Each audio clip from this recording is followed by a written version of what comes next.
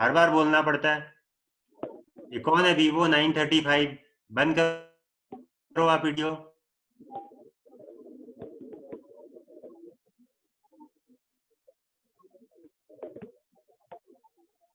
Hello बच्चों, Galaxy J6 आपका भी नाम ले क्या वापस से? बेटा जिसने भी अपने वीडियो चालू कर रखे हैं पहले तो वीडियो बंद कर दीजिए, ठीक है। और स्टेट में भी आप लोगों को केवल वही चीज पूछनी है जो आपको समझ में नहीं आए। आप अनावश्यक इसमें नहीं डालें। मैं बता देता हूँ आप जनरली क्या क्या डालते हो। अनावश्यक नहीं डालें। हेलो सर मैंने एक बार सबको बोल दिया, सबने मन में वहां से हेलो सर बोल दिया, वहां पर हेलो वाला नमस्ते वाला वो सारे काम वही खत्म हो जाते हैं। समझ आ गई बात? दूसरी बात, सर अब आगे क्या पढ़ाने वाले हो, अभी क्या चल रहा है, ठीक है, आने वाले टाइम पर क्या पढ़ाओगे, ये सब बातें बेटा जो लाइव सेशन होता है उसके दौरान नहीं होती है। तो आपको ये सब चीजें ध्यान रखनी पड़ेगी। इससे क्या होता है, जब स्क्रीन पे आपका कोई भी क्वेश्चन आता है तो मेरी निगाह वहां पर जाती है, ठीक है, तो उससे क्या होता है, मेरा कंसंट्रेशन भी खराब होता है, आपका नुकसान होता है, मेरा कुछ नहीं होता है उसमें, आपका नुकसान होता है। हम केवल वही चीज, चैट का मतलब हो गया हम वो चीज डालें जो, क्योंकि हम लाइव, हम सामने सामने बैठ करके बात नहीं कर रहे हैं। आपको अगर कोई चीज समझ नहीं आ रही है और मास बच्चों का आता है कि सर इसको अपन थोड़ा सा समझना चाहते हैं, तो फिर उस समय डालो कि सर हमें ये टॉपिक आप वापस बता दीजिए, या जो अभी पिछले 5 मिनट में समझे वो समझ में नहीं आया तो आई विल रिपीट दैट, ठीक है ना। क्योंकि ये जो फिजिक्स की क्लास है, आप जानते हो फिजिक्स में तो वैसे आपको बहुत कंसंट्रेशन की जरूरत होती है, ठीक है ना। ये एक आपकी लाइफ डिसाइड करता है, फिजिक्स आपको बिहेव करना सिखाता है, फिजिक्स आपका दिमाग को बढ़ाता है, ठीक है बेटा। तो आगे से इस तरह की चीजें नहीं करें आप लोग, करेक्ट है। मैं वीडियो चालू कर रहा हूँ। एक और बात जो बार बार आती है कि सर आपकी आवाज नहीं आ रही है या आपका वीडियो पॉज है, ऐसा नहीं है। मेरे यहाँ से सब कुछ चालू है, हमारा बैंडविड्थ बहुत अच्छा है, तो यहाँ से न तो मेरी आवाज में कटेगा और न ही और कुछ होगा। इसलिए आप ये, आपकी अगर आवाज नहीं आ रही है या साउंड क्लियर नहीं है या वीडियो पॉज हो रहा है, तो ये सब बातें आप मुझसे नहीं करें, क्योंकि हमारे यहाँ से बिल्कुल क्लियर है। आप अपना बैंडविड्थ को चेक कीजिए, ठीक है। Okay, now let's move forward. आज क्योंकि हम नया टॉपिक चालू कर रहे हैं तो थोड़ा सा बेसिक आपको सीखना पड़ेगा। बिल्कुल कंसंट्रेट होकर के बैठिए और try to understand what I am going to teach you, correct. अच्छा, ये कुछ बच्चे, एक और चीज मुझे बोलनी है, कुछ बच्चे बार बार लेफ्ट करते हैं, बार बार फिर ज्वाइन करते हैं, ये बिहेवियर अच्छा नहीं है। अगर आपको ज्वाइन करना है तो मतलब ज्वाइन करना है, you have to be concentrated yourself. बार बार आप चेंज करके हमें डिस्टर्ब नहीं करें। ओके, तो आज का हमारा जो नया टॉपिक है वो है रे ऑप्टिक्स। थोड़ा सा इसके बैकग्राउंड में हमें जाना पड़ेगा कि रे ऑप्टिक्स क्या होती है। हालांकि आप लोगों ने प्रीवियस क्लास में जो पढ़ा है, प्रीवियस क्लास में पढ़ लिया रिफ्लेक्शन, उसका केवल 2-5-10 मिनट का मैं इंट्रोडक्शन लूंगा, इसके बाद में आगे बढ़ जाऊंगा। उसको हम बहुत ज्यादा ध्यान नहीं देंगे। लेकिन जो रिफ्रैक्शन वाला टॉपिक है जो आपके अभी 10th में है, और एक और बात बता दूं, अभी जो शुरू के 5 लेक्चर्स या 6 लेक्चर्स में लूंगा, इसमें आपका जो टेक्स्ट बुक है, केवल core hard core text book, उस टेक्स्ट बुक से रिलेटेड प्लस 5 या 10% एडवांस इसमें लूंगा। उसके बाद में जब आपका खत्म हो जाएगा, ये जो टेक्स्ट बुक वाला जो पोर्शन है ये खत्म हो जाएगा, उसके बाद में मैं इसी टाइम पर आपका फिर हाई लेवल का, एडवांस लेवल का रे ऑप्टिक्स वापस से चालू करूंगा, जिसमें फिर पूरा रिफ्लेक्शन भी आएगा, पूरा रिफ्रैक्शन भी आएगा और जो सारे full ray optics full to, फिर हम उसको पढ़ेंगे। तो पहले के जो 5-6 लेक्चर है इसमें मैं बहुत ज्यादा हाई लेवल पर नहीं ले जाऊंगा, आपकी टेक्स्ट बुक और उससे 5-10% एक्स्ट्रा इधर की जो नॉलेज आपको उस समय जरूरी है, केवल उतनी जो लैंग्वेज है वो मैं आपको पढ़ाने वाला हूं। So let us start the topic for today. जैसे कि मैंने आपको बताया कि हम जो ऑप्टिक्स पढ़ने जा रहे हैं ये तो बाद की कहानी है, हमें पढ़ना है ऑप्टिक्स। ऑप्टिक्स किसका टॉपिक है? ऑप्टिक्स टॉपिक है लाइट का। इसका मतलब ये हुआ कि ऑप्टिक्स के पहले की जो कहानी हुई वो क्या हुई? लाइट। ठीक है, अब लाइट क्या है? Light is the form of energy. Optics किससे रिलेटेड है? लाइट से। लाइट की स्टडी हम ऑप्टिक्स में करने वाले हैं। और लाइट किससे रिलेटेड है? लाइट किससे रिलेटेड है? एनर्जी से। Light is form of energy. देखो, there are several types of energies, जैसे हम बोलते हैं हीट एनर्जी, केमिकल एनर्जी, ठीक है ना, सोलर एनर्जी, ठीक है, potential energy, kinetic energy. There are so many forms of energy, even muscular energy, ठीक है ना, बहुत सारे तरह की एनर्जी होती है। उन सारी एनर्जी को एक दूसरे में जब हम चेंज करते हैं तो उसमें कोई फर्क पड़ने वाला नहीं है। कैसे समझो जरा, आप लोगों ने एक छोटी क्लास में एक लाइन पढ़ी होगी कि energy neither be created nor be destroyed, it can be transferred from one form to another form. बहुत छोटी क्लासेज में जनरल साइंस में आप लोगों ने पढ़ा होगा कि एनर्जी को न तो हम क्रिएट कर सकते हैं और न एनर्जी को हम डिस्ट्रॉय कर सकते हैं। एनर्जी को केवल एक फॉर्म से दूसरी फॉर्म में ट्रांसफर कर सकते हैं। हो सकता है उस दौरान एनर्जी का लॉस हो, एनर्जी का गेन हो, that is a different matter. लेकिन अभी हमारे पास सीधी सीधी एक लाइन है कि energy can not be destroyed, can not be produced. इसको केवल हम एक फॉर्म से दूसरी फॉर्म में कन्वर्ट कर सकते हैं। तो यहां पर जो हम ऑप्टिक्स पढ़ने वाले हैं, इस ऑप्टिक्स का जो रिलेशन है सीधा किससे? लाइट से। ठीक है बेटा, और light is form of energy. ये बात हमें याद रखनी है। What is light? Light is form of energy.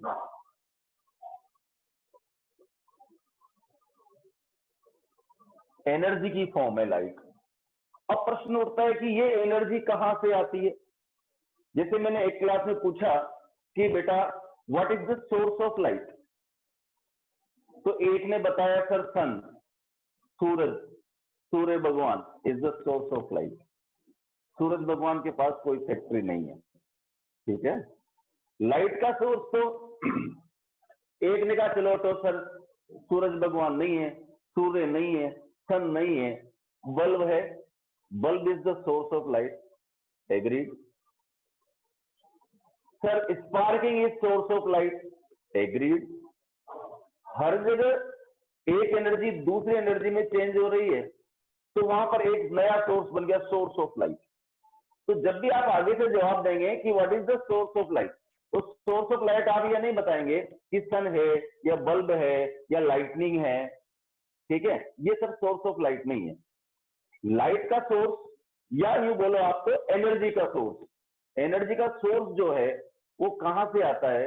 जब कोई इलेक्ट्रॉन, ध्यान से समझना, बहुत इंपॉर्टेंट बात बता रहा हूं, जब कोई इलेक्ट्रॉन किसी एटम की हायर ऑर्बिट से लोअर ऑर्बिट में ट्रांजिट करता है। इसका मतलब क्या हुआ कि अपने पता है ना, एटम जानते हैं अपन, एटम में न्यूक्लियस होता है, न्यूक्लियस के आसपास इलेक्ट्रॉन चक्कर लगाते रहते हैं, ठीक है ना बेटा, इलेक्ट्रॉन चक्कर लगाते रहते हैं, ठीक है। अब ये इलेक्ट्रॉन अपनी अपनी ऑर्बिट में ही मस्त रहते हैं, अपने कंफर्ट जोन में रहते हैं। लेकिन अगर कोई इलेक्ट्रॉन किसी हायर ऑर्बिट से लोअर ऑर्बिट में आता है या एनर्जी गेन करके लोअर से हायर में जाता है, तो उस समय दोनों जो एनर्जी की लेवल है, उन दोनों के डिफरेंस के बराबर का एक फोटोन निकलता है। क्या निकलता है? Photon. And what is photon? Photon is the packet of energy, bundle of energy. तो जो बंडल ऑफ एनर्जी है वो क्या है? हमारा एनर्जी है, एनर्जी का पैकेट है। समझ आ गई बात? और उस एनर्जी के पैकेट डिफरेंट तरह के हो सकते हैं। कितने तरह के हो सकते हैं मैं आपको समझाता हूं। डिपेंड करता है कि कोई इलेक्ट्रॉन किस एनर्जी लेवल से और कौन से एनर्जी लेवल में ट्रांजिट हुआ। क्योंकि आप लोगों को केमिस्ट्री वाले सर ने यह भी पढ़ाया होगा कि एटम के आसपास जो ऑर्बिट्स होती हैं, उन ऑर्बिट्स में एनर्जी लेवल्स होते हैं। जो फर्स्ट एनर्जी लेवल है -13.6 इलेक्ट्रॉन वोल्ट, दूसरा एनर्जी लेवल है -3.4 इलेक्ट्रॉन वोल्ट, थर्ड लेवल है -1.51 इलेक्ट्रॉन वोल्ट, फिर -82 इलेक्ट्रॉन वोल्ट, फिर -53 इलेक्ट्रॉन वोल्ट, फिर -37 इलेक्ट्रॉन वोल्ट। इसका मतलब ये हुआ कि एटम के जो डिफरेंट लेवल्स हैं, डिफरेंट एनर्जी लेवल्स हैं। अब किसी एक एनर्जी लेवल की एनर्जी अलग हुई, किसी नीचे वाले की एनर्जी अलग हुई, ऊपर वाले की एनर्जी ज्यादा होती है, नीचे वाले की एनर्जी कम होती है। तो जब ऊपर वाले लेवल में से नीचे वाले लेवल में कोई इलेक्ट्रॉन जंप करेगा तो दोनों का एनर्जी डिफरेंस आएगा ना बेटा। जब दोनों का एनर्जी डिफरेंस आएगा वो क्या होगा, फोटोन होगा। क्या होगा, वो फोटोन। और वो जो फोटोन है कितने तरह का हो सकता है, मैं आपको समझाने की कोशिश करता हूँ। एक और बात याद रखिए कि जो लाइट है, लाइट एनर्जी है, ये लाइट एनर्जी उस फोटोन की एनर्जी है जो पर्टिकुलर रेंज में होता है। आपको ये नए नए वर्ड्स नजर आ रहे होंगे, मैं समझाने की कोशिश करता हूँ। वो रेंज क्या होती है मैं समझाता हूँ। मान लीजिए डिफरेंट के फोटोन निकल रहे हैं, उन फोटोन को, जो रेडिएशंस को, उनको क्या नाम है दूसरा, रेडिएशन। तो उन रेडिएशंस कितने तरह के हो सकते हैं, ध्यान से समझो। जैसे एक रेडिएशन होता है हमारा रेडियो वेव। पहले तरह की जो इलेक्ट्रोमैग्नेटिक वेव है, लाइट वेव क्या है, इलेक्ट्रोमैग्नेटिक वेव। तो इलेक्ट्रोमैग्नेटिक वेव जो सबसे पहले इलेक्ट्रोमैग्नेटिक वेव, उसको बोलते हैं अपन रेडियो वेव। रेडियो वेव के बाद में होती है बेटा माइक्रोवेव। माइक्रोवेव माइक्रोवेव के बाद में आती है इंफ्रारेड, नाम सुन रखा है इंफ्रारेड। इंफ्रारेड के बाद में आता है विजिबल रीजन। विजिबल रीजन, और विजिबल रीजन का मतलब VIBZYOR, विबग्योर। इसको अपन बहुत डिटेल में पढ़ेंगे इसमें, इस वाले चैप्टर में, ठीक है। विजिबल रीजन, विजिबल रीजन के बाद में आता है यूवी, अल्ट्रावायलेट। अल्ट्रावायलेट के बाद में होता है हमारा एक्स रे, और एक्स रे के बाद में होता है हमारा गामा रे। इतने सारे पॉसिबल फोटॉन्स हो सकते हैं, इतने सारे इलेक्ट्रोमैग्नेटिक वेव्स होती हैं जो अभी हमें पता है। अपार्ट फ्रॉम और भी है, लेकिन अभी वो सिलेबस में नहीं है। इतने एनर्जी वेव्स के बारे में आप लोगों को पता होना चाहिए। तो ये जो वेव्स है, कौन सी वेव है, इलेक्ट्रोमैग्नेटिक वेव्स है। समझिए कौन कौन सी, दोबारा नाम बोलता है, radio wave, microwave, infrared, visible reason, जो दिखता है। और ये जो दिखता है वही तो लाइट है, जो दिख रहा है वही लाइट है बेटा। अच्छा, उसके बाद में अल्ट्रा वायलेट, आप सुनते हैं अल्ट्रा वायलेट रेज आ रही है, दिखती है, एक्स रेज आ रही है, नहीं दिखती है, गामा रेज नहीं दिखती है। इसका मतलब विजिबल रीजन के बाद वाले जो फोटोन थे वो भी नहीं दिखते हैं, और इसके पहले वाले भी नहीं दिखते हैं। रेडियो वेव, माइक्रोवेव, इंफ्रारेड नहीं दिखती है, ultra violet, x rays, gamma rays नहीं दिखती है। दिखता कौन है, केवल ये रेंज दिखती है। कहां से कहां तक, रेड लाइट से लेकर के, रेड से लेकर के और वायलेट तक, ठीक है। इसको बोलते हैं विजिबल रीजन, क्योंकि इन सबके फोटोन्स भी अलग अलग एनर्जी के फोटोन होते हैं, ठीक है। बहुत डेप्थ में नहीं ले जाऊंगा, लेकिन ये कि प्राइमरी नॉलेज है जो आप लोगों के पास होनी चाहिए। अब समझो ध्यान से। तो मैंने बताया हम पढ़ने जा रहे हैं ऑप्टिक्स। ऑप्टिक्स किससे रिलेटेड है भाई, लाइट से रिलेटेड है। लाइट किससे रिलेटेड है, सोर्स से रिलेटेड है। सोर्स क्या है, transfer of electron, transfer of electron from one orbit to another orbit. तो जब ये ट्रांसफर होता है, जब ये ट्रांसफर के साथ साथ क्या बोला मैंने आपको, दूसरा नाम ट्रांजिशन। ट्रांसफर को क्या बोलते हैं, यहाँ पर अपन ट्रांजिशन भी बोलते हैं। तो जब कोई फोटोन एक लेवल से दूसरे लेवल में ट्रांसफर होता है तो क्या होता है, उन दोनों लेवल के एनर्जी के डिफरेंस के बराबर, एनर्जी डिफरेंस के बराबर फोटोन निकलता है। और वो फोटोन किस किस का हो सकता है, radio wave, microwave, infrared, visible region, ultraviolet, x rays and gamma rays. अब इन सारे रेडिएशन में भी, जैसे मैंने बताया आपको, विजिबल रीजन के बाद वाले रेडिएशन भी विजिबल नहीं होते हैं, और जिसके पहले वाले भी विजिबल नहीं होते हैं। तो केवल ये जो पर्टिकुलर फोटोन्स होते हैं, जिन फोटोन हमें विजिबल होते हैं, इसलिए हम क्या बोलते हैं इसको, फोटोन ऑफ लाइट। क्या बोलेंगे इसको, फोटोन ऑफ लाइट। समझ आ गई बात। तो यहाँ पे लाइट का फोटोन आता है। चलो भाई इसका मतलब लाइट क्या है, एक एनर्जी फॉर्म है। वो एनर्जी फॉर्म कहाँ होगी, इतने सारों में से यहाँ पर होगी। और ये अगर आप लोग एंगस्ट्रॉम को समझते हो तो ये होता है 7800 एंगस्ट्रॉम डिग्री से 3800, जो याद रखिएगा रेंज, आगे मैं इसके ऊपर सवाल बनाऊंगा। इस रेंज के जो फोटोन होते हैं वही दिखते हैं, इसके पहले वाले या इसके बाद वाले हमें नजर नहीं आते हैं, इसलिए हम उसको विजिबल लाइट नहीं बोलते हैं, इनविजिबल लाइट बोलते हैं ना। वी कांट सी, न तो हम उनको देख सकते हैं और न ही वो किसी चीजों को दिखा सकते हैं। हम केवल उन्हीं चीजों को देख सकते हैं जिस पर वो लाइट के फोटोन गिरे जो विजिबल है।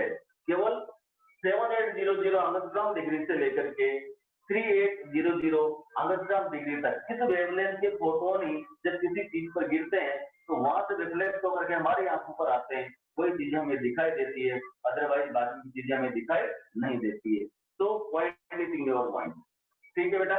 चलो एक और चीज मैं आपको यहाँ पर बता दूं कि जैसे जैसे हम रेडियो वेव से माइक्रोवेव की तरफ चलते हैं और गामा रे की तरफ चलते हैं तो इनकी जो लैम्डा है, लैम्डा का मतलब वेवलेंथ, वेवलेंथ जानते हो ना, it is the distance between two drug, distance between two trace. छोटी क्लास में आपने वेव पढ़ा होगा, वेवलेंथ। या एक चीज जैसे वो बताता हूं मैं आपको definition, distance travelled by a wave in one time period. एक टाइम पीरियड में जितने डिस्टेंस ट्रेवल करती है वेव उसको बोलते हैं हम wavelength, that is represented by lambda. ये ग्रीक वर्ड है लैम्डा, लैम्डा, ठीक है, इससे अपन इसको रिप्रेजेंट करते हैं, ठीक है बेटा। तो जैसे जैसे अपन रेडियो वेव से गामा रे की तरफ बढ़ते हैं तो लैम्डा डिक्रीज होता है, लैम्डा डिक्रीज होता है, फ्रीक्वेंसी इंक्रीज होती है, और फ्रीक्वेंसी इंक्रीज होती है तो एनर्जी भी इंक्रीज होती है। इसका मतलब क्या हुआ कि रेडियो वेव का जो फोटोन है उसकी एनर्जी सबसे कम होगी। और जैसे जैसे हम रेडियो वेव से आगे बढ़ेंगे, आपने सुना होगा, क्या सुना है आपने, देखो कि गामा रेज बहुत हैवी होती है, बहुत हैवी का मतलब उनकी पेनिट्रेशन बहुत ज्यादा होती है। आपने ये भी सुना होगा कि एक्सरे की कोई चीज दिखती है क्या, नहीं दिखती है। आपने देखा हो जल्दी कहा भाई आप एक्सरे कराने जाते हो, आप जाते हो या किसी के साथ जाते हो तो आपने देखा होगा वो बाकी टाइम तो वेस्ट करता है उसको फोकस करने में, और फिर एक बटन दबाता है, बोलते हैं सांस रोकिए, और तुरंत एक बटन दबाएगा, एक्स बोलता रखेगा, हट जाइए, एक्स हो गया। बहुत कम टाइम के लिए, फ्रैक्शन ऑफ सेकेंड के लिए एक्सरे को पास करता है, but they are not visible. और हमें क्या होता है उसका, हमारी जो बोन्स होती है उसका डायग्राम कहाँ आ जाता है, उस एक्सरे पर आ जाता है। इसका मतलब एक्सरे की पेनिट्रेशन बहुत ज्यादा होती है, और गामा रे तो उनसे भी खतरनाक होती है। सबसे खतरनाक होती है कौन सी, गामा रे। गामा रे की जो पावर होती है, इनकी जो पेनिट्रेशन पावर है, छेद करके निकल जाएगी, कितनी तेज होती है गामा रे। उनसे कम एनर्जी किसकी होगी, एक्सरे की। गामा रे के बाद में एक्सरे की पेनिट्रेशन पावर कम होगी। फिर अल्ट्रावायलेट, आपसे कहते हैं धूप में मत जाइए, धूप में जाओगे यूवी रेज आ रही है, अल्ट्रावायलेट रेज आपकी स्किन को खराब कर देगी, आपके फेस को खराब कर देगी। क्यों खराब कर देगी, जादू थोड़ी। इसका मतलब ultraviolet rays have much more energy, उनके फोटोन की एनर्जी होती है वो ज्यादा होती है, वो हमें दिखाई नहीं देती है, लाइट के फोटोन से भी ज्यादा एनर्जी होती है, और वो एनर्जी हमारी स्किन को क्या करती है, अफेक्ट करती है, खराब करती है। बोलते अल्ट्रावायलेट, यूवी का मतलब अल्ट्रावायलेट, तो अल्ट्रावायलेट जो रेडिएशन है उनको बोलते हैं। तो हाईएस्ट एनर्जी गामा, उससे कम एक्सरे, उससे कम अल्ट्रावायलेट, उनसे कम विजिबल रीजन जो हमें दिखता है, उससे कम इंफ्रारेड, ठीक है ना। इंफ्रारेड से छोटा माइक्रोवेव, आपके सबके घर में माइक्रोवेव होगा, माइक्रोवेव में आप खाना पकाते हो, ठीक है ना बेटा, माइक्रोवेव। और उसके बाद में आते हैं रेडियो वेव। रेडियो वेव कौन सी वेव्स होती है, देखो रेडियो वेव्स कौन सी होती है बेटा, रेडियो वेव्स होती हैं जिनसे आप आपके मोबाइल के सिग्नल फाइंड करते हो, आपके टेलीविजन के सिग्नल फाइंड करते हो, ठीक है ना। फटाफट एक बटन दबाया, सीधा अमेरिका बात करो, कौन सी रेडियो वेव, ठीक है। ये रेडियो वेव्स के थ्रू ही हम ट्रांसमिशन कर पाते हैं एक जगह से दूसरी जगह तक। जो ट्रांसमिशन होता है, चाहे वो साउंड का ट्रांसमिशन हो, चाहे वो विजिबल ट्रांसमिशन हो, जैसे कोई फोटो हमें एक जगह से दूसरी जगह भेजना हो, ये सारे काम कौन करती है, रेडियो वेव। फिर इनमें भी डिफरेंट तरह की आती है, मैं बहुत डेप्थ में अभी नहीं जाना चाहता इसमें। अभी हमें केवल इतना सा याद रखना है, एक्स रेज उतनी इफेक्टेबल नहीं होती क्या? नहीं, एक्स रे गामा रे से कम इफेक्टिव होती है, ठीक है। ऐसे ये रेंज बता दिया मैंने, और इसमें 3 चीजें याद रखेंगे। एक तो आप फोटो खींच लेना है इसका बेटा, और एक ये बात याद रखना जो मैंने यहाँ पर लिखी, सिंबलाइज लिखी है, लैंग्वेज में नहीं लिखी। इस सिंबल का मतलब समझो, ये जो बता रहा है कि जब रेडियो वेव से गामा रेज की तरफ हम चलते हैं तो उनका वेवलेंथ डिक्रीज होता है। देखो यहाँ पर 7800 से 3800 डिक्रीज हो रहा है ना, जैसे अपन कलर से आगे जा रहे हैं। फिर ये डिक्रीज होता है, जैसे मतलब न्यू इंक्रीज होता है। क्यों होता है? क्योंकि न्यू होता है c बाय लैम्डा, ये आगे भी मैं डेरिवेशन बताऊंगा इनके। और जब न्यू इंक्रीज होता है तो इसका मतलब एनर्जी भी इंक्रीज होती है, ठीक है। चलो, तो ये इतने से नॉलेज आपको यहाँ पर जरूरी थी तो मैंने आपको बताई है। तो इनके अगर हम डेप्थ में जाएंगे इलेक्ट्रोमैग्नेटिक वेव्स में तो इसमें 15 लेक्चर लग जा रहे हैं, तो अभी अपन इससे बहुत ज्यादा डिस्कस नहीं करेंगे। लेकिन आपको इसकी प्राइमरी नॉलेज क्योंकि आपको जरूरी है, और क्यों जरूरी है मैं वापस बोलता हूँ, हम यहाँ पर ऑप्टिक्स पढ़ने जा रहे हैं। ऑप्टिक्स क्या है? लाइट की स्टडी है, और लाइट क्या है? फॉर्म ऑफ एनर्जी है। क्या इस तरह की और भी एनर्जी होती है? हाँ होती है। वो सारे एनर्जी को क्या बोलते हैं? इलेक्ट्रोमैग्नेटिक वेव्स बोलते हैं। इलेक्ट्रोमैग्नेटिक डिफरेंट डिफरेंट एनर्जी होती है, उन सब के फोटोन अलग अलग होते हैं। तो हमारा ये जो है रेडियो वेव, माइक्रोवेव, इंफ्रारेड, इन सबके बीच में इधर वाले भी नहीं दिखेंगे, वीआर के राइट हैंड साइड के भी नहीं दिखेंगे, और वीआर के लेफ्ट हैंड साइड के भी नहीं दिखेंगे। ये सब हमें दिखने वाले नहीं है। तो दिखेगा क्या? हमें ये दिखेगा विजिबल रीजन। वीआर का मतलब विजिबल रीजन, और विजिबल रीजन को कैसे दिखते हैं? देखो, with violet, indigo, blue, green, yellow, orange, red, इनके जो रेडिएशन आते हैं वही हमें चीजों को देखने के विजिबल बनाते हैं। आप लोगों ने लास्ट से रिफ्लेक्शन में पढ़ा हुआ डिटेल में इसको, अभी मैं इसके ऊपर बहुत अंदर डिटेल में जाने वाला नहीं।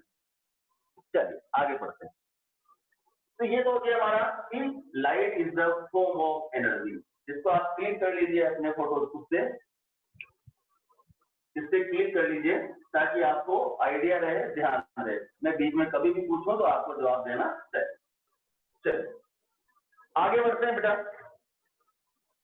Where is my duster? Duster, चलो ये यूज करते हैं बेटा।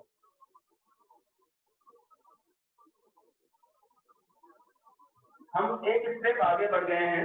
अभी हमें पता लग गया है कि हम जो स्टडी करने जा रहे हैं ऑप्टिक्स, वो लाइट की स्टडी है। और उस लाइट क्या है? एक तरह की एनर्जी है, और एनर्जी कहाँ से आती है? एटम के अंदर जब इलेक्ट्रॉन ट्रांजिशन करते हैं उस समय ये लाइट आती है। जितनी चीजें मैं बता रहा हूँ आप इसको जल्दी जल्दी पेंसिल से नोट करते जाइए, क्योंकि जब एग्जाम में लूंगा उस समय आपके मार्क्स आने चाहिए। जब आप छोटे छोटे एग्जाम होते हैं उनमें अच्छे मार्क्स आ जाते हैं। जैसे कोई टफ एग्जाम देता हूँ तो आप सोचते हो एग्जाम तो छोटे आने, तब तो बहुत हाई लेवल का पढ़ा दिन नहीं। अब जो पढ़ाऊंगा जिस लेवल का, उस लेवल का एग्जाम भी लेने वाला हूँ, तो बी अवेयर ऑफ इट, ठीक है। तो हम पढ़ने वाले हैं ऑप्टिक्स। अब बारी आती है कि ऑप्टिक्स किस तरह की होती है। Optics is the study of light and it is divided into 2 parts. Optics is study of light, and this optics is classified into 2 parts. What are they? Number 1. One is geometrical optics.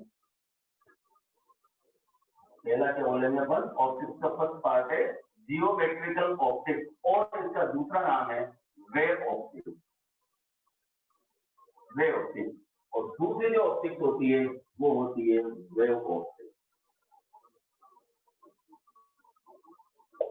पहले प्रकार होता है geometrical optics और दूसरा होता है wave optics, ठीक है। अब जियोमेट्रिक ऑप्टिक्स में क्या क्या जो इवेंट्स हम पढ़ने वाले होते हैं, इसके अंदर आती है नंबर 1, उसको बोलते हैं हम रिफ्लेक्शन। ये क्लासिफिकेशन आपको याद होना चाहिए। पहला होता है रिफ्लेक्शन, रिफ्लेक्शन के बाद में दूसरा होता है रिफ्रैक्शन, जो आपका कोर टॉपिक है टेक्स्ट बुक का, रिफ्रैक्शन। तीसरी इवेंट हम यहाँ पढ़ते हैं डिस्पर्शन, तीसरी इवेंट क्या है हमारे यहाँ पर, डिस्पर्शन। एक और यहाँ पर हम इवेंट पढ़ते हैं, उसका नाम है टोटल इंटरनल रिफ्लेक्शन।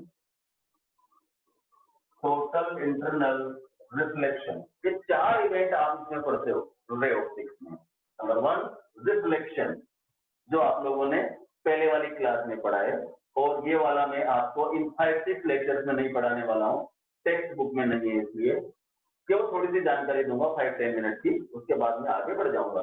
दूसरा पढ़ेगा रिफ्रैक्शन। रिफ्रैक्शन टेक्स्ट बुक के अनुसार है, इसलिए मैं इसको काफी डिटेल में पढ़ाने वाला हूँ। तीसरा आएगा डिस्पर्शन। डिस्पर्शन भी हम पढ़ेंगे।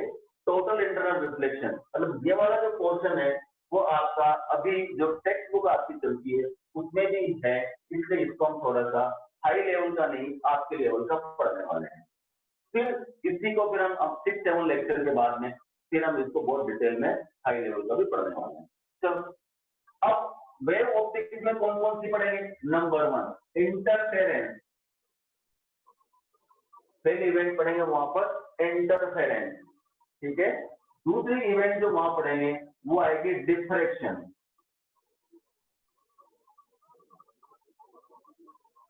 दूसरी इवेंट क्या पढ़ेंगे यहाँ पर, डिफ्रैक्शन।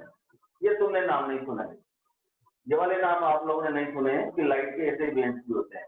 आप लोगों ने reflection, diffraction, dispersion, total internal reflection, यहाँ तक आपने नाम सुने। इधर वाले आपने नाम नहीं सुने। इधर वाले में क्या है, इंटरफेरेंस, डिफ्रैक्शन, तीसरा होता है इसमें पोलराइजेशन। पोलराइजेशन, ये 3 इवेंट आगे जाकर के हम वेव ऑप्टिक्स में पढ़ते हैं। कोशिश करेंगे अगर इस साल में टाइम मिला तो हम इस वेव ऑप्टिक्स के बारे में भी आपको जानकारी देंगे। अदरवाइज सीरीज को आपको जब हायर स्टडीज में जाएंगे 12th वहां पढ़ाएंगे फिर आपको, ठीक है। तो ये हमारा ऑप्टिक्स का क्लासिफिकेशन, आप इसको नोट कर लीजिए या फोटो खींच लीजिए, नोट करने का टाइम नहीं दूंगा, आप क्लिक कर लीजिए। This is the classification of optics. It is divided into 2 parts. One is geometrical optics और ray optics, and other is wave optics, correct? And wave optics is further divided into 3 parts: interference, diffraction, and polarization. Whereas reflection, refraction, dispersion, and total internal reflection. समझ आएगी बात? ये हम पढ़ेंगे। Total internal reflection, ये तो ये इसमें पढ़ेंगे बेटा अपन। टोटल इंटरनल रिफ्लेक्शन तो पढ़ने वाले हैं, ठीक है। इसको हटा रहा हूं मैं। अब ये पता लग गया हमने, optics is the study of light. Light is form of energy. This is obtained from the transmission of electron, transition of electron from one level to another level. यहां तक की कहानी हमें पता लग गई है। अब हम आगे की बात करते हैं।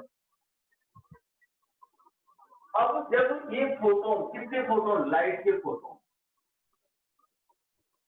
5 मिनट की एक चीज और समझा रहा हूं, उसको ध्यान से समझो। मान लो ये कोई सरफेस है, ठीक, ये कोई सरफेस है, इस तरह की डायग्राम हो सकता है। इस पर ये जो फोटोन आ रहे हैं, किसके फोटोन आ रहे हैं, लाइट के फोटोन आ रहे हैं, और एक स्टेप पीछे जा रहे हैं, किसी भी एनर्जी के फोटोन आ रहे हैं। जब किसी भी एनर्जी के फोटोन किसी सरफेस पर आएंगे तो वहां पर 3 बातें होंगी।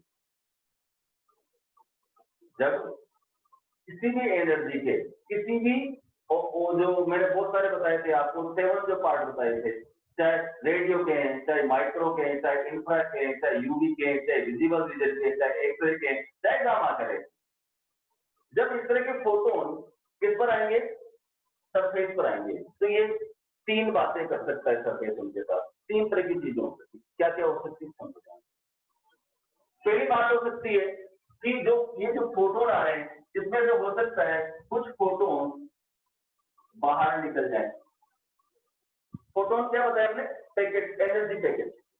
तो ये जो एनर्जी पैकेट है, हो सकता है कोई जो फोटोन है, कुछ फोटोन है वो इसमें से, ये जो सरफेस है इसमें से बाहर निकल जाए। इस बाहर निकलने को बोलते हैं ट्रांसमिशन।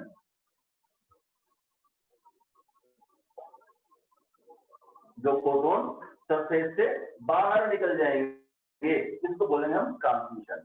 दूसरा हो सकता है कुछ जो फोटोन है वो अंदर ही रह जाए, कुछ फोटोन अंदर ही रह गया, न तो बाहर का रहा अंदर का रहा, यहाँ रह गया, यहाँ रह गया, बाहर भी नहीं निकला, वापस भी नहीं गया, अंदर ही रह गया, अब्जॉर्ब हो गया, उसको बोलते हैं अब्जॉर्प्शन। इसका क्या नाम रहेगा? अब्जॉर्प्शन। दो घटनाएं होगी कि जब फोटोन आएंगे तो फोटोन क्या है, कुछ फोटोन तो बाहर निकल गए, बाहर निकल गए तो क्या बोलेंगे? ट्रांसमिशन। ट्रांसमिशन। और जो आए लेकिन बाहर नहीं निकले, न रिफ्लेक्ट हुए, उसको बोलेंगे हम, क्या बोलेंगे उसको? अब्जॉर्प्शन। ऐसे जो फोटोन है उसको क्या बोलते हैं? अब्जॉर्प्शन। और तीसरा, इस तरह के फोटोन भी हो सकते हैं जो जो टकराए और वापस उसी मीडियम में चले गए, इसको हम बोलेंगे रिफ्लेक्शन। ये एक बेसिक कंसेप्ट है कि जब कोई भी रेडिएशन का मतलब हो गया जो मैंने आपको जितने तरह के रेडिएशन बताए वो, उन सारे रेडिएशन में से जब कुछ रेडिएशन क्या हो सकते हैं? ट्रांसमिट हो सकते हैं, उसको पार करके निकल गए, दूसरे अब्जॉर्ब उसी में रुक गए, और कुछ टकरा करके वापस उसी मीडियम में चले गए। तो जो रेडिएशन टकरा करके वापस उसी मीडियम में चले जाते हैं उसको हम बोलते हैं रिफ्लेक्शन।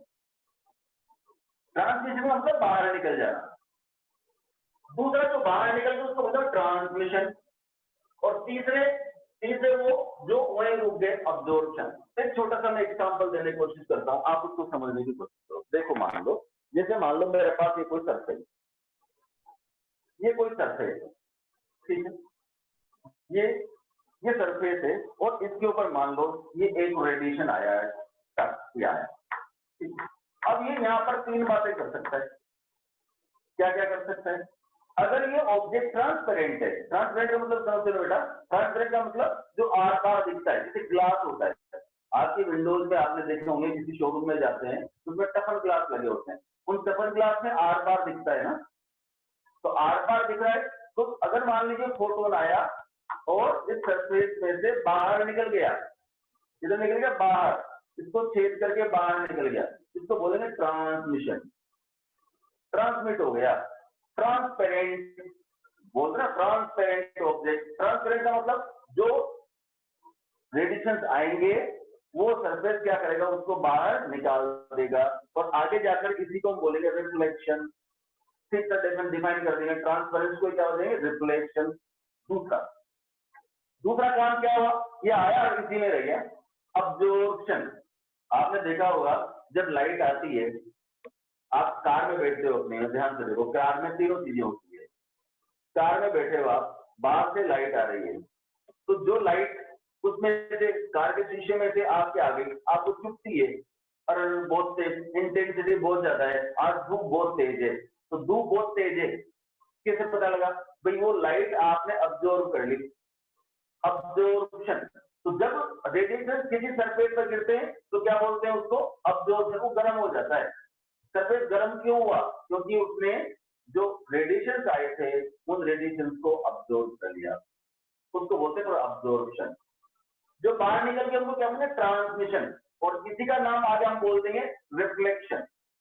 और जो आया जिस एंगल पर आया वापस उसी मीडियम में चला गया, स्ट्रेट आया स्ट्रेट चला गया, इस एंगल पर आया, किसको बोलना रिफ्लेक्शन। तो जब भी कोई रेडिएशन आते हैं किसी सरफेस पर, तो वहां पर तीन बातें हो सकती है। क्या क्या हो सकती है? रिफ्लेक्शन भी हो सकती है, और ट्रांसमिशन भी हो सकता है, और अब्जॉर्प्शन भी हो सकता है। तीन बातें हो सकती है, ठीक है।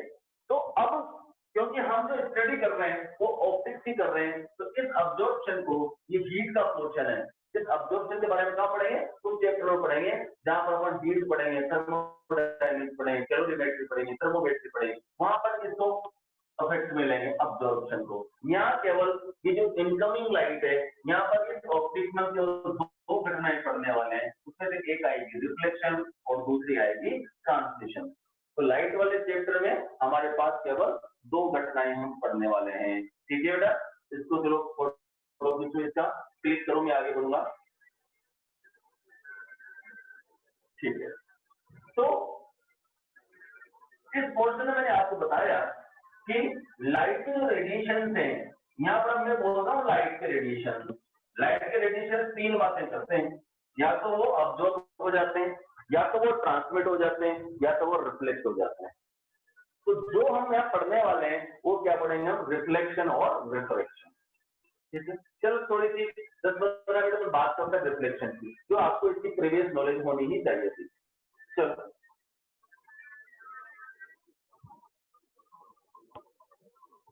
what if the photon stays just like it came on the surface? Incident photon बेटा, ये फालतू की बातें मत पूछो। चलो, तो हमारे पास अब पहले इवेंट पढ़ने वाले हैं, उसको बोलेंगे हम रिफ्लेक्शन। अभी तक आप लोगों ने जो रिफ्लेक्शन की डेफिनेशन दिया करते थे वो सिंपल सा थी कि the light which is sent back by the surface in the same medium is not an reflection. ये जानते थे आप, लेकिन आज से आपके दिमाग में अब तीन चीजें आ जाएंगी। इस तरह नहीं, अकेला ऐसा नहीं होता है। जब लाइट आती है तो उसका कुछ पार्ट अब्जॉर्ब हो सकता है, कुछ पार्ट रिफ्लेक्ट भी हो सकता है, और जो रिमेनिंग पार्ट है उसको सरफेस सेंट बैक करता है। And the light which is sent back by the surface in the same medium is known as reflection. तो अब रिफ्लेक्शन की डेफिनेशन चेंज हो गई। आज से आप थोड़ा डेप्थ में रिफ्लेक्शन की डेफिनेशन देंगे कि when light is incident on the surface, some part of the light is absorbed by the surface, some of the part of light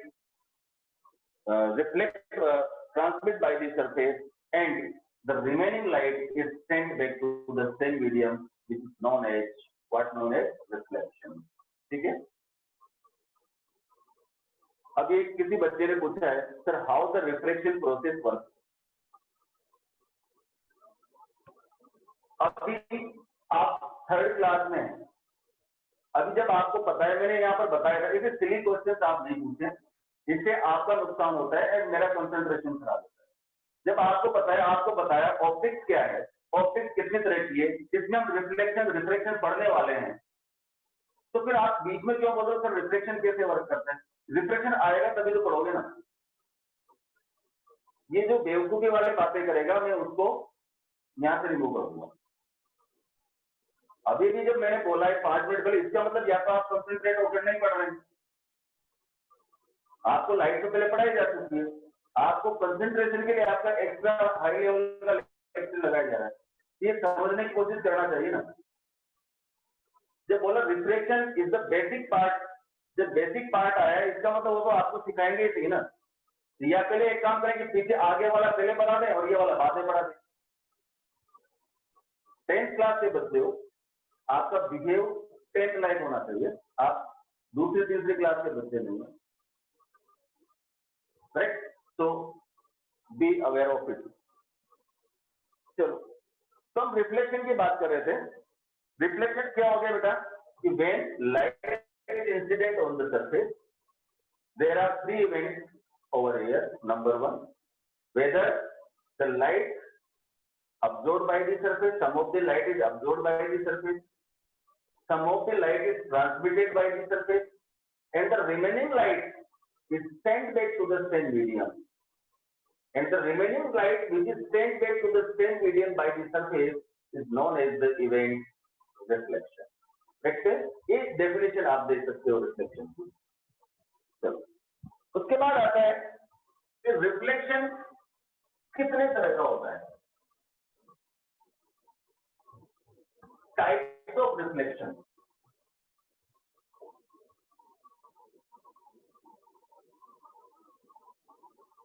type of reflection, type of reflection यहाँ पर 2 तरह का reflection पढ़ेंगे। एक पढ़ेंगे regular reflection और दूसरा irregular. वो भी मैं बहुत अभी क्योंकि हमने केवल रिफ्लेक्शन पढ़ रहा है, मैं छोटी छोटी जानकारी आपको दे रहा हूँ। रेगुलर रिफ्लेक्शन का मतलब हो गया कि लाइट आती है, किसी सरफेस पर गिरती है और वापस जिस एंगल पर आती है उस एंगल पर चली जाती है। ये जो रेगुलर टाइप के जो रिफ्लेक्शन होते हैं, ये बेटा और इससे चीजें दिखती नहीं है हमें, ठीक है ना। जो चीजें हमें जो विजिबल होती हैं, ये जो रेगुलर रिफ्लेक्शन है ये चीजों को विजिबल नहीं करता है। तो विजिबल सर कौन करेगा? विजिबल करने के लिए हमें सिर्फ रेगुलर रिफ्लेक्शन क्या करते हैं, उसके लिए सिर्फ रेगुलर रिफ्लेक्शन। आपने देखा होगा जब लाइट आती है आपके घरों के जो वॉल्स हैं उन वॉल्स के ऊपर लाइट गिरती है और वहां से डिफरेंट डिफरेंट एंगल पर, जिस एंगल पर आती है उस एंगल पर नहीं जाती, डिफरेंट डिफरेंट एंगल पर जब स्कैटर होती है तो आपको फिर चीजें नजर आती है। ठीक है ना, तो दो तरह के रिफ्लेक्शन होंगे, कौन कौन से, एक तो रेगुलर रिफ्लेक्शन और दूसरा इर्रेगुलर रिफ्लेक्शन। करेक्ट है। चलो फिर टाइप्स ऑफ रिफ्लेक्शन के बाद में हमारे पास आती है laws of reflection. Laws of reflection, ये थोड़ी थोड़ी नॉलेज आपको मैं देता जा रहा हूं। लॉज ऑफ रिफ्लेक्शन इसको समझो, कैसे डिफाइन करते हैं बेटा। मान लीजिए कोई सरफेस है, इस सरफेस पे नॉर्मल है, नॉर्मल कितने डिग्री पर होता है, 90 डिग्री सरफेस के नॉर्मल। ठीक है, ये नॉर्मल है, यहाँ पर मान लीजिए कोई एंगल आती है, इस एंगल पर मान लीजिए इसको आई एंगल बोलते हैं हम, ये टी नाम ले लो, इसको ओ ले लो और इसको बोल दो आप सी। ठीक है, तो ओ एन को बोलते हैं हम normal, it is perpendicular to the surface. अगर ये सरफेस है इसके परपेंडिकुलर, इधर भी 90 डिग्री इधर भी 90 डिग्री, तो इसको क्या बोलते हैं अपन, नॉर्मल। ठीक है, नॉर्मल के साथ जो एंगल बनाएगी ये, इसको बोलते हैं अपन इंसिडेंट रे। जो आने वाले रे को क्या बोलेंगे, इंसिडेंट ऑफ रे, ray of incident, incident ray. ये आकर के यहाँ पर कहां पर आ रही है, कितने एंगल बना रही है, नॉर्मल से, और जितना एंगल नॉर्मल से बना रही है उसी एंगल पर ये रिफ्लेक्ट हो जाती है। क्योंकि मैंने अभी बताया था आपको कि रिफ्लेक्शन की घटना में क्या होता है, रिफ्लेक्शन की घटना में क्या होता है कि जितने एंगल पर आती है रे उसी एंगल पर वो चली जाती है।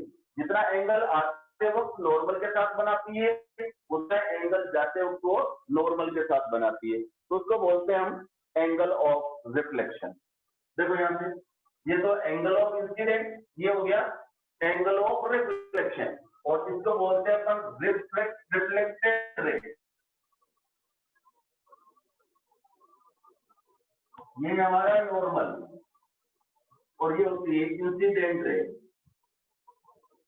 ये कौन सा एंगल, इंसिडेंट एंगल, ये एंगल ऑफ रिफ्लेक्शन। और एक और चीज होती है जो आप लोग याद रखिए, उसको बोलते हैं हम डेविएशन। देखो ये डेविएशन, क्या बोलेंगे इसको अपन, डेविएशन, डेविएशन एंगल। ठीक है, तो कौन कौन से रे हो गई, दोबारा समझो।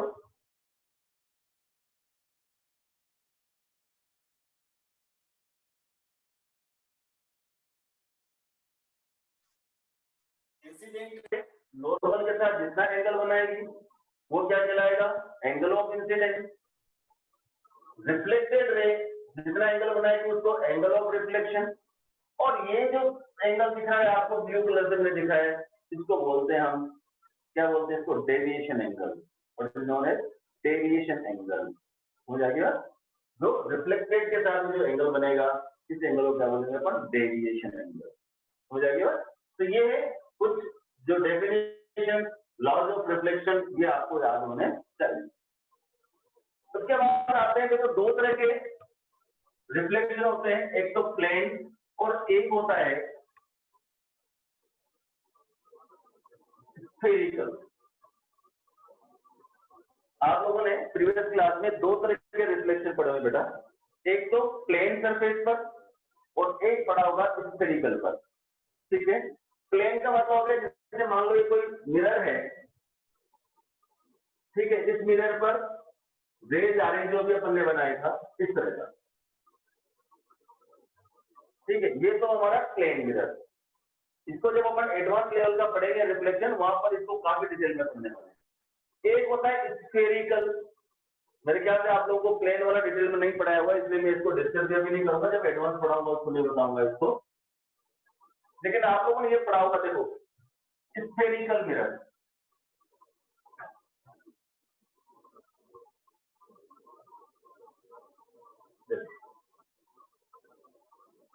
ये कोई स्फेयर है, इसको बोलते हैं स्फेरिकल मिरर।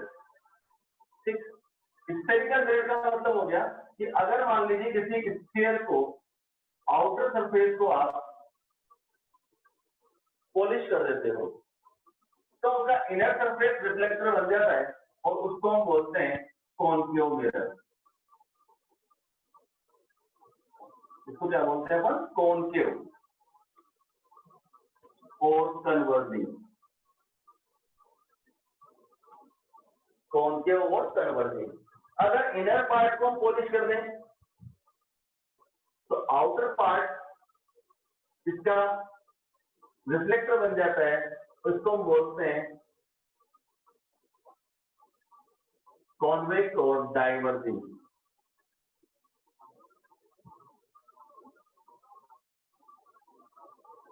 क्या नाम देंगे इसको? इसको बोलते हैं कॉन्वेक्स और कन्वर्जिंग। कौन सा? जब आउटर जो सरफेस है ये तो हम कैसा कर दें? पॉलिश कर दें इसको और अंदर हमारा रिफ्लेक्टर बन जाए, जब उत्पन्न हो जाए इसमें, तो इसको बोलते हैं, क्या बोलते हैं इसको? कॉन्वेक्स और कन्वर्जिंग। और जो रेज को डाइवर्स करता है उसको बोलते हैं, ये तो गया कॉन्केव और कन्वर्जिंग, ये हो गया कॉन्वेक्स और डाइवर्जिंग। तो दो तरह के स्फेरिकल मिरर आप लोगों ने पढ़े होंगे, मैं केवल याद दिला रहा हूं। अब इसमें कुछ चीजें और होती है बेटा। ये जो लाइन आपको दिख रही है जो कि सेंटर से पास हो रही है, ये कोई स्केल है, स्केल के सेंटर से जो लाइन पास हो रही है इस लाइन को बोलते हैं हम प्रिंसिपल एक्सिस।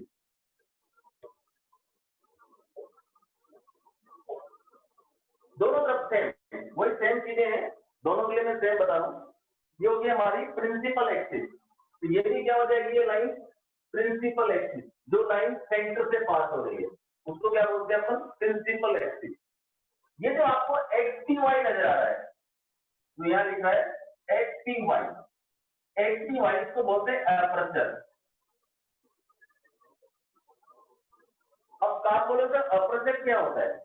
एपर्चर का मतलब होता है, जैसे मान लो कोई बॉल है तो बॉल के ऊपर किसी टॉर्च से अपन लाइट डालें, बॉल के ऊपर टॉर्च से लाइट डालेंगे तो वो जितना भाग लाइटेड होगा, उसका जितना पोर्शन लाइटेड होगा उसको क्या बोलते हैं अपन? अपर्चर। दोबारा समझो, अगर कोई बड़ा बॉल है तो बॉल के ऊपर हम टॉर्च से लाइट डालेंगे, उसका जितना पार्ट लाइटेड होगा, जितना पोर्शन लाइटेड होगा उसको क्या बोलेंगे? अपर्चर। ठीक है, तो ये सारी डेफिनेशन लेंस में भी आने वाली है, इसलिए आप यहाँ पे इसको ध्यान से समझिए। ठीक, तो ये क्या है बेटा? Aperture, X T Y, X T Y. And the centre part of the aperture that is T, it is known as pole.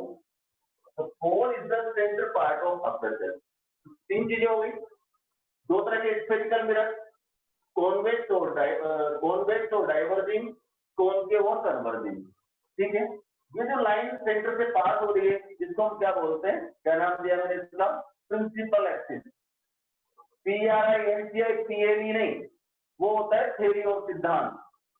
PRINCIPAL जो आपके स्कूल का प्रिंसिपल, तो यहाँ पर वो वाला स्पेलिंग आता है प्रिंसिपल एक्सिस, मेन एक्सिस। ठीक है, ये प्रिंसिपल एक्सिस, कॉन्केव और कन्वर्जिंग, कॉन्वेक्स और डाइवर्जिंग, और क्या नाम दिया?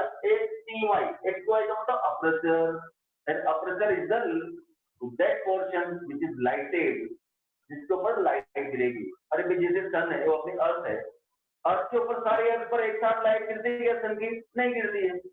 तो सन की लाइट अर्थ के जिस पोर्शन पर होती है उसको क्या बोलते हैं? अपर्चर। अपर्चर नाम याद रखिएगा। तो P हो गया पोल। ठीक है बेटा, तीसरी चीज और समझो इसमें, ये जो जहां पर मैंने डॉट लगा रखी है, डॉट, क्योंकि स्फीयर का सेंटर है, यहाँ पर स्फीयर का सेंटर है, तो इसको क्या बोलेंगे? Centre of curvature. क्या बोलेंगे इसको? Centre of curvature. तो नाम याद रखिए, centre of curvature. What is centre of curvature? It is the centre of the sphere. उस स्फीयर का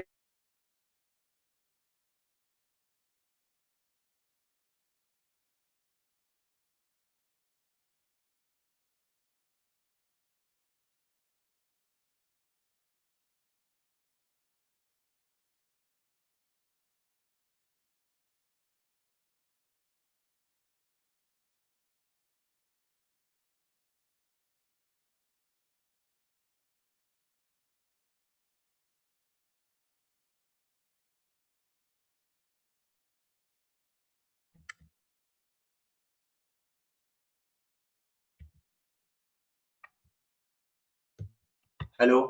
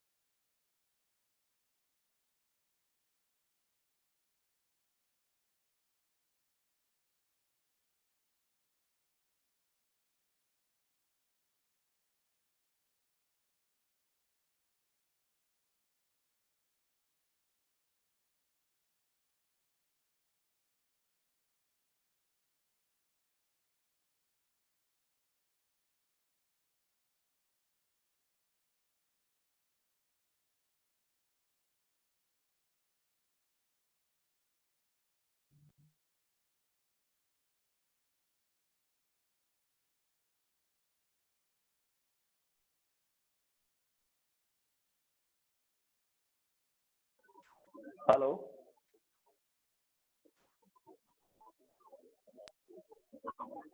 हेलो,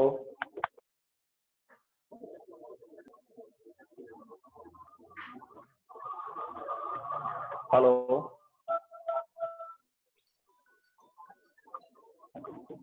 हाँ सर, अभी आपकी वीडियो और आवाज दोनों आ रही है। हाँ आप शुरू। वो कंक्लूड कर दिया मैंने। वैसे ही हो गया लगभग 1 घंटा। ठीक क्या है, बोल रहे हैं? कंक्लूड कर दिया, आप ले लीजिए अपना आप ही कंट्रोल, ठीक है, ठीक है, ठीक है, ओके। है ना। आगे कहीं करता है बीच में तो ये चला जाएगा। ठीक है, ठीक है, मैं मीटिंग ऑफ करता हूँ।